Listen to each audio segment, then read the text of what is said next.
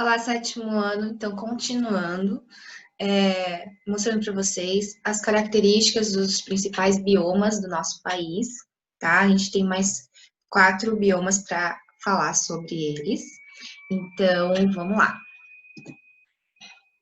Os campos sulinos, né? Ou os pampas gaúchos, como também é chamado. Por quê? Porque esse bioma fica na região bem ao sul do nosso país, lá no Rio Grande do Sul e bem no sul do Rio Grande do Sul. Então, é chamado extremo sul do país, né? Porque fica no sul do Rio Grande do Sul, que é o último estado do nosso país, que pertence ao nosso país. Esse bioma é um bioma bem importante, principalmente para pecuária, né, que é a criação de gados, porque ele tem uma planície que permite esse tipo de desenvolvimento, né? E o solo também dessa região é muito fértil. Então, tem muitas regiões de plantações. Então, soja, café, arroz. Então, muitos alimentos importantes são plantados nessa região justamente por seu relevo ser uma planície, certo? O clima lá é frio e chuvoso na maior parte do ano. Então, por essa característica de clima também, porque muita chuva, porque a vegetação, a plantação, uma planta ela precisa de muita chuva, de água para se desenvolver. Então também contribui para que o solo seja muito fértil, porque o solo vai absorver essa água e que vai auxiliar na plantação. Mas, como todos os biomas do nosso país, ele está sendo muito utilizado sem pensar no futuro, ou seja, sem um uso sustentável, porque o uso sustentável é utilizar o recurso natural e pensando daqui a alguns anos como esse recurso vai estar, ainda vai haver esse recurso? E nos últimos anos, as grandes empresas, né, os grandes agropecuários, eles não têm pensado muito nesse uso sustentável. E isso acarreta, então, na desertificação do solo. O que isso quer dizer? Desertificação vem de deserto, tá? Ou seja, em vários pontos, em várias regiões dos Campos Sulinos, já se tem registrado regiões desertificadas, ou seja, foi plantado tanta coisa naquele solo, por tanto tempo naquele solo, e às vezes uma única coisa, por exemplo, só soja, que é chamada de monocultura, quando você planta só uma coisa. E isso vai empobrecendo o solo, porque se você planta sempre a mesma coisa, outros nutrientes que outras plantas poderiam dar ao solo não estão dando. E esse solo vai empobrecendo de nutrientes.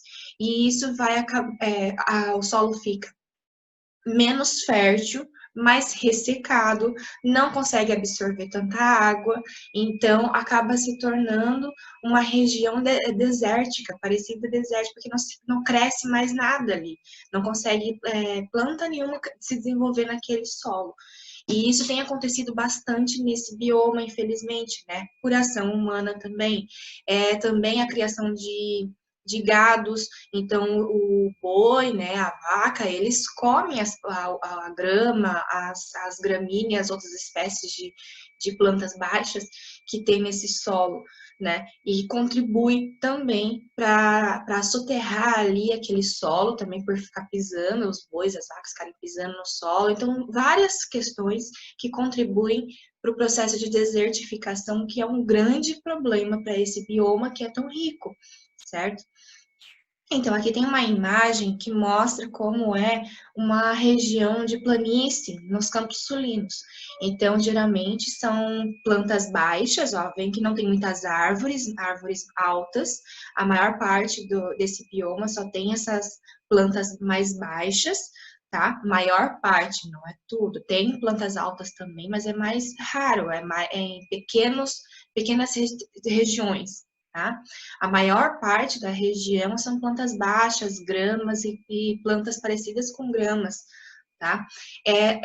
Tem regiões alagadas também, ó, que tem pequenos rios, porque chove bastante, então acaba surgindo pequenos lagos no meio da paisagem, justamente porque é uma região que chove bastante. tá? Os animais, tem muitos animais interessantes e importantes para a biodiversidade do local, que é específico desse lugar também, principalmente aves, por ser uma região muito fria, mamíferos, répteis, eles não estão em grande quantidade nessa região, mas aves, tem uma bastante variedade de aves nessa região, ok? Temos o cerrado, que é um bioma muito importante para o nosso país. Há uns 10 anos atrás, ele tomava mais território ainda. Hoje diminuiu bastante devido à exploração ilegal dos recursos naturais desse bioma e também à caça das espécies de animais.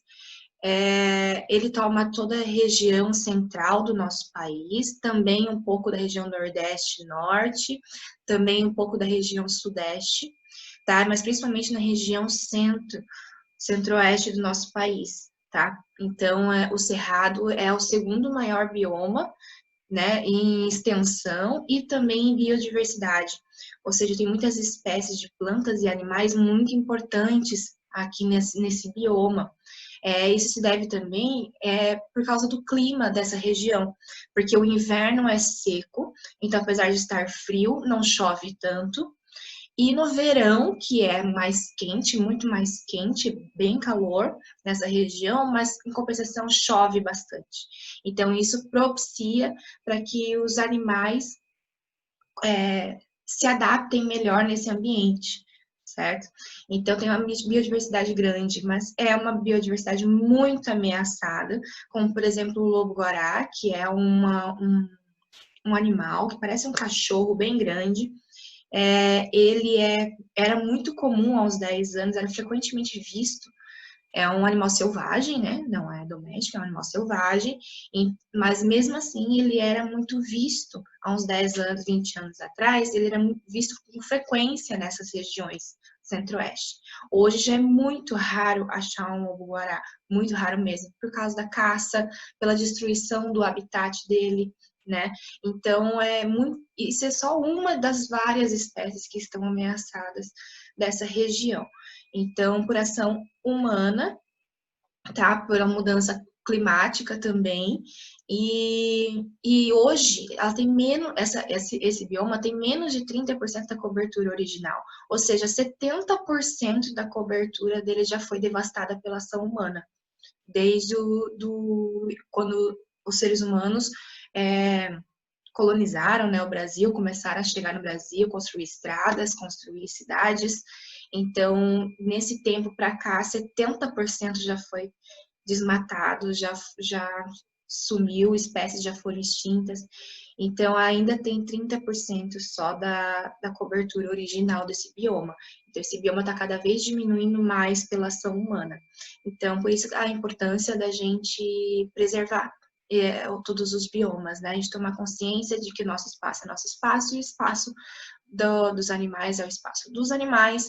Os recursos naturais podem ser usados por nós, contanto que esse uso seja sustentável, seja pensado daqui a alguns anos. Como vai estar esse bioma daqui a alguns anos se utilizar determinada quantidade agora, de determinada forma agora, né? Então, a consciência é o único caminho para a gente conseguir preservar esses biomas, não só o cerrado, como todos os outros biomas.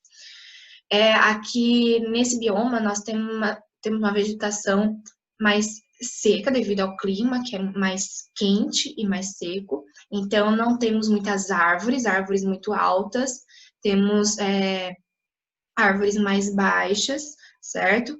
Muitas gramíneas, que tem essa aparência marrom, justamente porque é um clima muito seco. Temos muitas espécies endêmicas dessa região, desse bioma também, como o lobo-guará, que eu falei, também a ema, aqui, que é bem comum nessa região. É uma ave bem grande, e que também está ameaçada de extinção, né?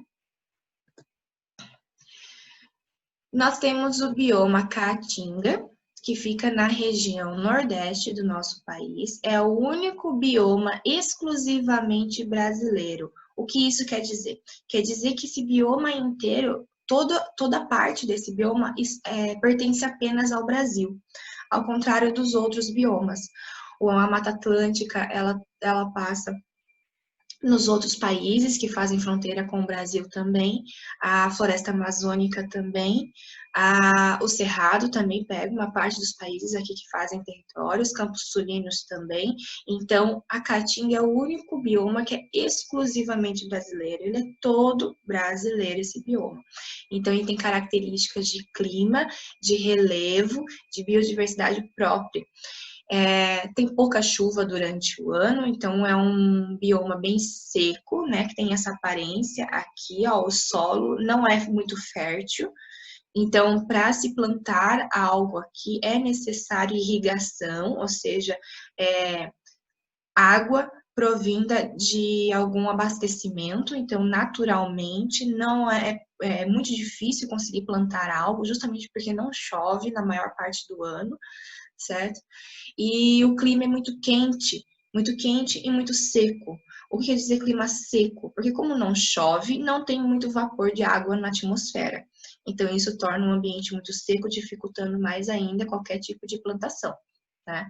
Então, nessa região tem uma biodiversidade bem rica também, né? Apesar do clima ser seco, chover pouco, ser um clima muito quente, tem uma biodiversidade importante também, tanto de vegetais, como por exemplo os cactos, que são muito comuns nessa região, não são comuns nos outros biomas do Brasil, nas outras partes do Brasil.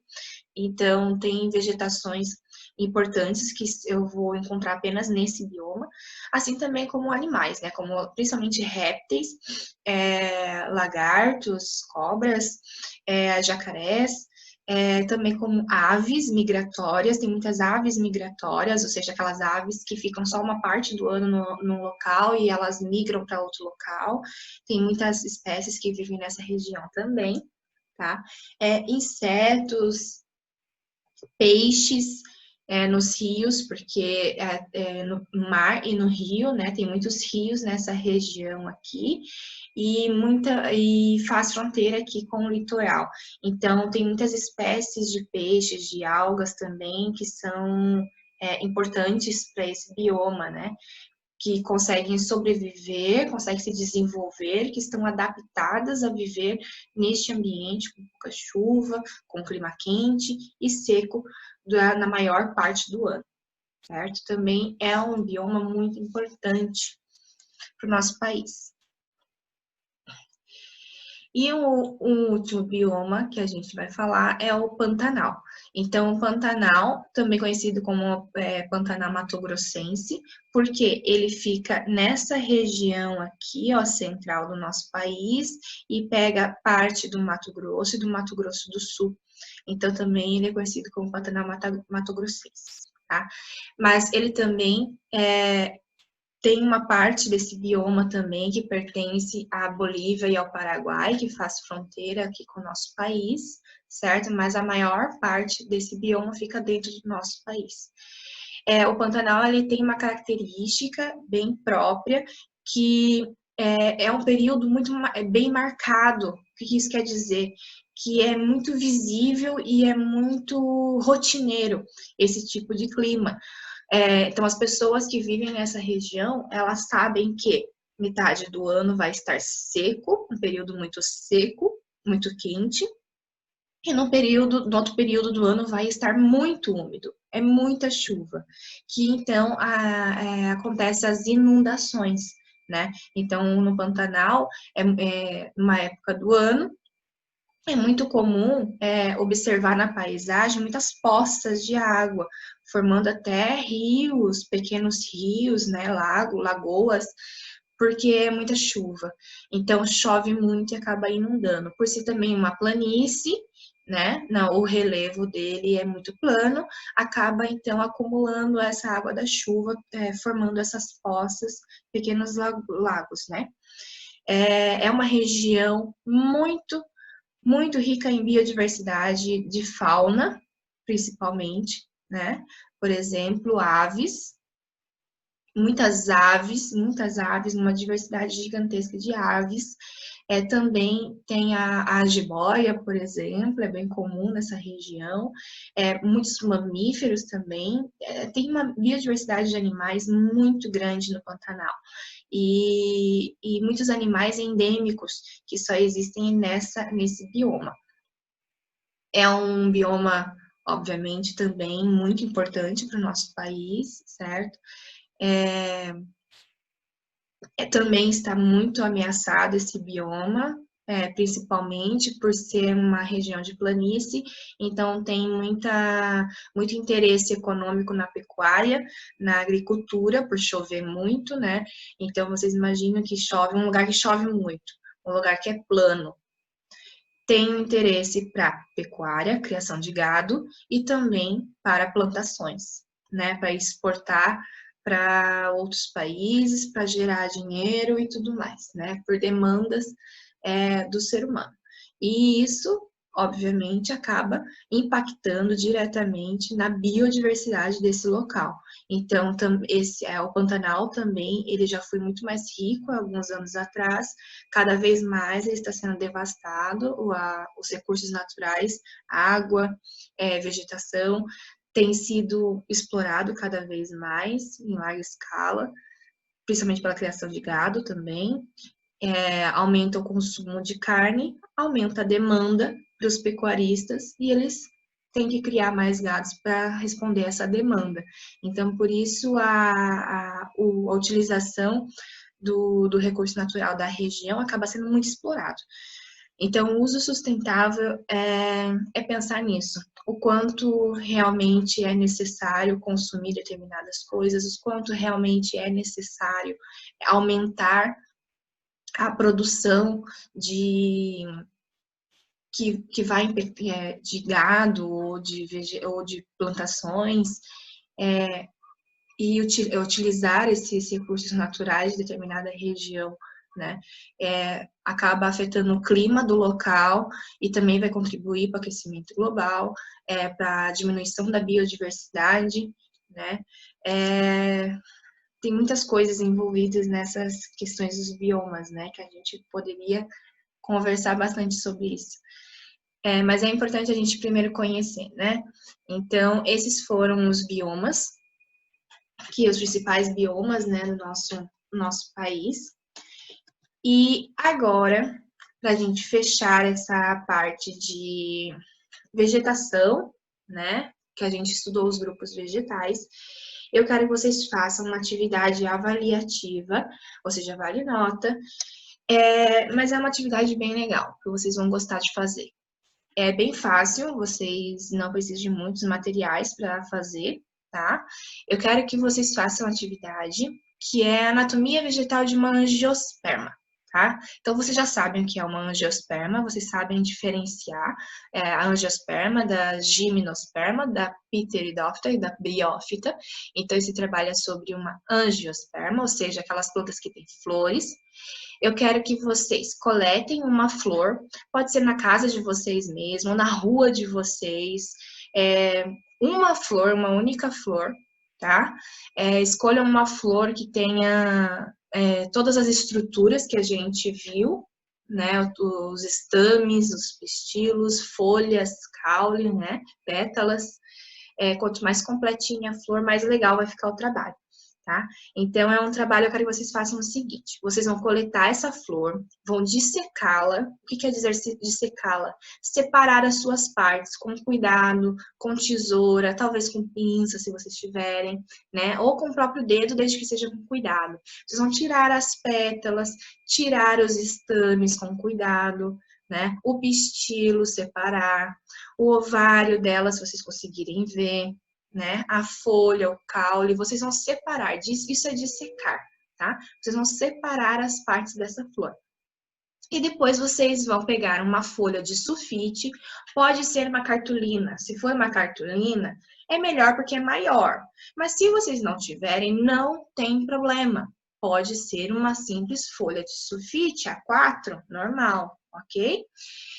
Vocês vão pegar essas partes dessa folha, dessa flor, e vão colar com cola mesmo, ou com um durex, com uma fita, nessa folha e vão escrever do lado que parte é essa, se é pétala, se é caule, se é pistilo, se é estame, tá? Se é estigma, qual parte da flor que é. Vocês vão fazer isso no papel e escrever ao lado, tá? Como na imagem aqui, ó, que eu dei um exemplo, que foi um trabalho que eu fiz com outra turma. Então, eu coloquei aqui como exemplo. Só que aqui não está completo ainda nesse trabalho aqui, certo? Então, eu quero que vocês, além de colocar as partes das folhas aqui, vocês escrevam, procurem saber o nome popular dessa flor, o nome científico também dessa flor, vocês têm a internet, se é possível ver na internet, por exemplo, eu peguei um ipê amarelo. Se você colocar no Google ipê amarelo, vai aparecer o nome científico dela. Aí vocês escrevam embaixo. Se não souber só o nome popular, não tem problema. Pode deixar só o nome popular, tá? Se vocês não souberem nem o nome popular, vocês podem me mandar a foto da planta que eu vou procurar saber o nome para vocês, tá bom? Então, deixe um espaço para vocês colocarem as partes da flor e um espaço para vocês colocarem as informações, tá bem? Nessas informações também vocês devem colocar o nome de vocês e a turma, não se esqueçam do nome. Todo o trabalho que vocês fazem deve ser identificado, certo? Porque foi você que fez. Então, é um documento seu. Então, não esqueça de colocar o nome de vocês. Vocês vão colocar no título dessa folha Anatomia da Flor, tá? Ou Anatomia Vegetal de Angiosperma, como vocês preferirem. Mas identificar do que se trata esse trabalho, as partes da flor e as informações do aluno, da flor e do aluno, né? O nome da flor, nome popular, nome científico, que vocês sabem escrever, nome científico, com aquelas regrinhas que vocês sabem também, a nomenclatura binomial, vocês sabem como se escreve o nome científico. Se não, vocês jogam aí no Google, que vocês vão relembrar. O nome de vocês, tá? E a turma, não se esqueçam disso, belezinha? Aí depois vocês identificarem a anatomia da flor, tirem uma foto com essa folha e enviem no local indicado de atividade avaliativa flor que eu vou fazer no plural. Então, vocês vão me enviar essa foto pela própria plataforma do plural, tá? Que tem a opção de vocês enviarem foto. Ela vai ir com uma atividade descritiva, dissertativa, e quando, ao invés de vocês responderem por escrito, vocês vão colar a foto, vão anexar a foto que vocês vão tirar, ok? A foto tem que estar no formato JPG. Essa foto vocês tiram com a folha, tá? Vocês devem me enviar esse trabalho, essa foto, ou seja, o trabalho tem que estar pronto e a foto tem que ser enviada até o dia 19 de agosto. Então, essa atividade avaliativa aqui pelo plural vai estar aberta para anexar a foto até o dia 19 de agosto. Então, não deixem para a última hora, tá? Lembrando que é uma atividade avaliativa. Então, quanto mais detalhado, mais bem feitinho, melhor, né? Então, vamos praticar o que a gente aprendeu nas aulas? Então, bons estudos para vocês, bom trabalho. E qualquer dúvida é só me contatar pelo clipe, belezinha? Então, até mais, pessoal. Tchau, tchau.